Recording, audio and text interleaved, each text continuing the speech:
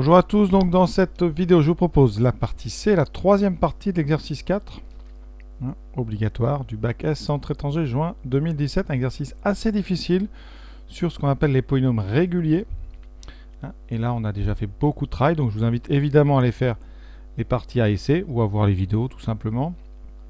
Ici donc partie C, on introduit une fonction f qui est x sur sinus x. Alors déjà ça fait un petit peu peur parce qu'il y a du sinus, c'est une division. Et ensuite, on rappelle quelque chose, c'est que Rn s'écrit racine de 1 sur pi fois f de 2pi sur n. Alors déjà, je vais vous montrer pourquoi on peut dire ça, parce que c'est pas demandé. Mais on va quand même le démontrer avant de faire la suite. Alors je vous rappelle ici la question 2 de la partie B. Ça c'était partie B. Et on avait démontré que Rn c'était racine 2 sur n fois sinus de pi sur n. Alors ici, on va essayer d'introduire la fonction f de x égale x sur sinus x.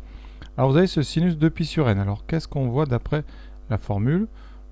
Eh bien ici, on a quelque chose qui ressemble à x sur sinus x. Sauf que là, notre x, ça serait 2pi sur n. Donc on va regarder f de 2pi sur n. Alors f de 2pi sur n, c'est 2pi sur n divisé par sinus 2pi sur n. D'accord, donc on le transforme un petit peu. Ici, on va laisser que le 2 en haut, comme ici dans notre expression, on n'a que le 2. Donc on a un 2 ici, on a sinus de pi sur n, et donc on a une multiplication par pi sur n. Ça veut dire que le pi est en haut et le n est donc à la hauteur ici du sinus. Ça nous donne donc tout simplement 2 sur sinus de pi sur n fois n et fois pi. Ouais, vous voyez, on n'est pas loin, parce que ici, si on remplace qu'il y a sous la racine, qu'est-ce qu'on peut dire? Eh bien, on a 2 sur n sinus de pi sur n. C'est exactement, vous voyez, ce qu'on a donc là. Donc, c'est égal à quoi? Bien, vous vous débarrassez de ce pi. Ça veut dire que 2 sur n sinus de pi sur n, c'est f de 2pi sur n divisé par pi. Donc ici, ce qu'on a dessous, donc là, ça sera donc f de 2pi sur n, voilà, divisé par pi, qu'on écrit plus simplement 1 sur pi multiplié par f de 2pi sur n. Donc c'est pour ça qu'on peut se permettre dès le début du texte de prendre comme formule Rn égale racine de 1 sur pi fois f de 2pi sur n. Voilà, maintenant, bon ça c'était pas demandé, on va tout de suite faire la première question. Alors, chose hyper importante, on vous dit, on admet que la fonction f est strictement croissante. Ça va être capital. Si vous n'utilisez pas ça, vous êtes fini. Alors, on va se laisser guider par le texte, parce qu'on va d'abord démontrer, vous voyez, que pour n supérieur ou égal à 4, on a donc ceci. Alors, pourquoi? On a démontré dans la partie B que pour n supérieur à 4, vous voyez, Rn est égal à ça. Donc c'est pour ça que déjà le n supérieur à 4.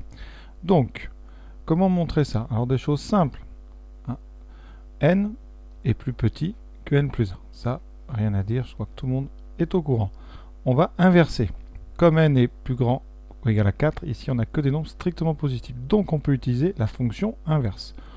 On utilise, donc on compose, on peut dire ça, on utilise la fonction inverse. Alors comment elle est cette fonction inverse? Ici on est sur des nombres strictement positifs, elle est inverse, je vous rappelle sa courbe, elle est décroissante, ici décroissante, donc elle est strictement décroissante sur R plus étoile, donc sur 0 plus l'infini. Strictement décroissante, d'où son nom inverse, c'est-à-dire qu'elle va inverser les valeurs. Ici, quand on inverse, ça veut dire que 1 sur n va se retrouver plus grand que 1 sur n plus 1. 1 demi est plus grand que 1 tiers. Et toujours, on a des nombres qui sont strictement positifs. Ça, c'est la première étape. Ensuite, vous voyez, qu'est-ce qu'on a à faire? On doit multiplier par pi. Alors, en faisant ça, vous n'aurez pas le pi ici qui est à droite. Donc, première chose ici, est-ce qu'on peut trouver ici quelque chose à mettre de ce côté-là? Alors, ici, on a mis 0. N est plus grand que 0, mais il est aussi plus grand, encore mieux, il est plus grand que 4, c'est le texte. Donc ici, on va mettre n supérieur ou égal à 4, et donc ici, strictement plus grand que 0. Donc, quand on va inverser, qu'est-ce qu'on va avoir à gauche? Puisque votre nombre est plus grand ou égal à 4, eh bien son inverse, ici, il sera 1 sur n sera plus petit que 1 quart. Ça inverse aussi, vous voyez. Conséquence, en multipliant par 2pi, eh bien on a donc 2pi sur 4 va être plus grand que 2pi sur n, qui est plus grand strictement que 2pi sur n plus 1, qui est plus grand ici que 0 fois 2pi. 2pi sur 4, ça fait pi sur 2. C'est bien plus petit que pi. Donc ici, on peut rajouter pi. Donc, qu'est-ce qu'on vient de montrer? Eh bien, vous venez de montrer quoi? En remettant les choses dans l'ordre. Donc, 0 est plus petit. J'ai écrit cette phrase-là en la lisant de droite à gauche. 0 est plus petit que 2pi sur n, qui est strictement plus petit que 2pi sur n, qui lui-même est strictement plus petit que pi. Et conséquent, vous avez exactement montré ce qu'il fallait pour n supérieur ou égal à 4. Maintenant, il reste à montrer que Rn est décroissante. Alors, vous voyez, il va falloir voir comment se servir de cette inégalité. On repart donc de cette inégalité qu'on vient de démontrer. Il va falloir composer par f. Donc, on utilise f, c'est-à-dire on compose par f. Composer, ça veut dire qu'on va regarder. Alors, qu'est-ce qu'il fait f? Eh bien, f, quelque chose d'important, f est strictement croissante. Alors ça, croissante donc sur 0pi ouvert, c'est exactement ça. Strictement croissante, ça veut dire qu'elle conserve l'ordre.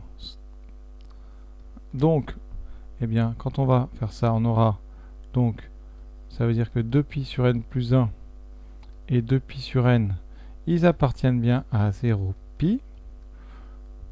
Comme 2pi sur n plus 1 est plus petit que 2pi sur n, et que f conserve d'ordre sur l'intervalle 0pi ouvert, eh bien, leurs images sont dans le même ordre. Donc f de 2pi sur n plus 1 est plus petit que f de 2pi sur n. On multiplie ensuite par 1 sur pi, donc ça ne change pas l'ordre. 1 sur pi est positif, donc vous pouvez le rajouter comme ça. Et vous allez devoir prendre la racine carrée. Donc, on compose encore, on compose par racine carrée, qui est une fonction strictement croissante. On sait que la fonction racine est strictement croissante sur donc 0 plus l'infini. Ici, on a bien des nombres qui sont positifs. F de x, vous voyez, c'est positif sur l'intervalle 0pi. Or, f de x est positif ou nul sur 0pi. Conséquence de tout ça, eh bien, conservation de l'ordre, encore une fois. Donc, racine de 1 sur pi fois f de 2pi sur n plus 1 va être plus petit que racine de 1 sur pi f de 2pi sur n. Qu'est-ce que vous venez de montrer? Eh bien, à gauche, c'est Rn plus 1 et à droite, c'est Rn. Donc, Rn plus 1 est plus petit strictement que Rn. Conséquence, eh bien, la suite Rn est donc décroissante. Je le fais en haut. Donc, Rn est décroissante. Question, j'avoue, très difficile, parce qu'on utilise quand même strictement croissante, donc c'est des compositions, des conservations d'ordre d'inégalité. Donc il faut bien savoir utiliser les variations des fonctions. C'est pour ça que l'indice capital, ici, c'est cette stricte croissance. Il faut penser à l'utiliser. Si on vous le dit, c'est vraiment que ça va servir quelque part. Voilà pour la question difficile. Le reste va être beaucoup plus simple. Alors on vient de démontrer que Rn était décroissante, donc ici on va s'en servir, parce qu'on vous dit d'abord en déduire, toujours ce verbe là, en déduire, qui veut dire qu'on se sert de ce qu'on vient de faire. Rn elle est décroissante, qu'est-ce qu'on sait d'autre? Eh bien on sait qu'il y a un théorème dans le cours qui dit qu'une suite décroissante minorée est convergente. Alors minorée, qu'est-ce que ça veut dire? Eh bien ça veut dire que vous pouvez la plafonner vers le bas, c'est-à-dire qu'à un moment elle ne pourra pas descendre en dessous d'une certaine valeur. Alors est-ce que pour tout n supérieur ou égal à 4, est-ce que vous pouvez dire que Rn est plus grand que quelque chose? Voilà, c'est ça, minoré. Et ce nombre-là, ça sera un minorant. Ce n'est pas forcément un minimum, mais c'est un minorant. Ici, Rn, c'est quoi? Rn, c'est une racine carrée parce que c'est un module. Donc Rn, c'est un nombre positif dans lequel Rn est supérieur ou égal à 0. Conséquence, donc, la suite Rn est minorée. Ne dites pas qu'elle a un minimum, elle n'a peut-être pas de minimum, mais elle est minorée. Vous pouvez très bien être décroissant, minoré, c'est-à-dire vous avez comme ça un plafond par lequel vous ne pourrez pas passer, et comme ça vous vous rapprochez infiniment d'une droite sans jamais la toucher. Donc vous n'avez pas de minimum, mais vous avez un minorant. Conséquence des suites décroissantes minorées, d'après théorème de Cour, la suite Rn est convergente. elle admet une limite qu'on ne peut pas trouver grâce au théorème, mais cette limite sera supérieure ou égale à 0. Ça peut être 0, ça peut être 0,001, etc. Ici, vous voyez, la limite, on ne vous demande pas de le démontrer, mais la limite, ça sera 1 sur racine de pi. Vous voyez, elle est minorée par 0, mais sa limite n'est pas 0. Sa limite, c'est donc 1 sur racine de pi. Vous avez le même théorème, quand même, vous le savoir. Vous avez une suite qui est croissante, Rn qui est majorée, donc il y a un majorant. Ça veut dire que Rn est plus petit ou égal à quelque chose, et là vous aurez une suite ici, Rn qui est convergente. Voilà, il nous reste une question, notre algorithme. Alors notre petit algorithme, il n'est pas très compliqué. Vous avez ici n est égal à 4, et avant de rentrer dans une boucle, on calcule Rn. S'il est plus grand que 0,58, eh bien on rajoute 1 à n et on va calculer donc après R5, donc il va s'arrêter tout simplement dès que Rn va être inférieur ou égal à 0,58. Donc je fais un calcul ici, alors c'est très simple, vous allez dans un tableau de valeurs, vous rentrez votre formule ici avec un x à la place de n, vous faites un réglage en entier de 4 à 20 par exemple avec un pas de 1, ça c'est important le pas, et vous regardez, vous voyez quand est-ce qu'on est en dessous de 0,58,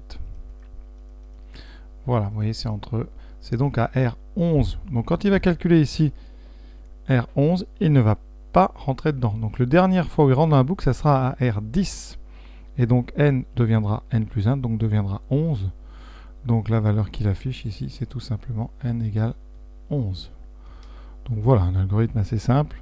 On ne vous demande pas particulièrement de rédiger. Donc ce que vous pouvez dire, c'est que l'algorithme calcule Rn jusqu'à ce que Rn soit donc inférieur ou égal à 0,58. Donc il affiche la première valeur n entière pour laquelle Rn est plus petit ou égal à 0,58. Voilà, j'espère que ça vous a plu, un exercice très difficile. Donc voilà, à bientôt.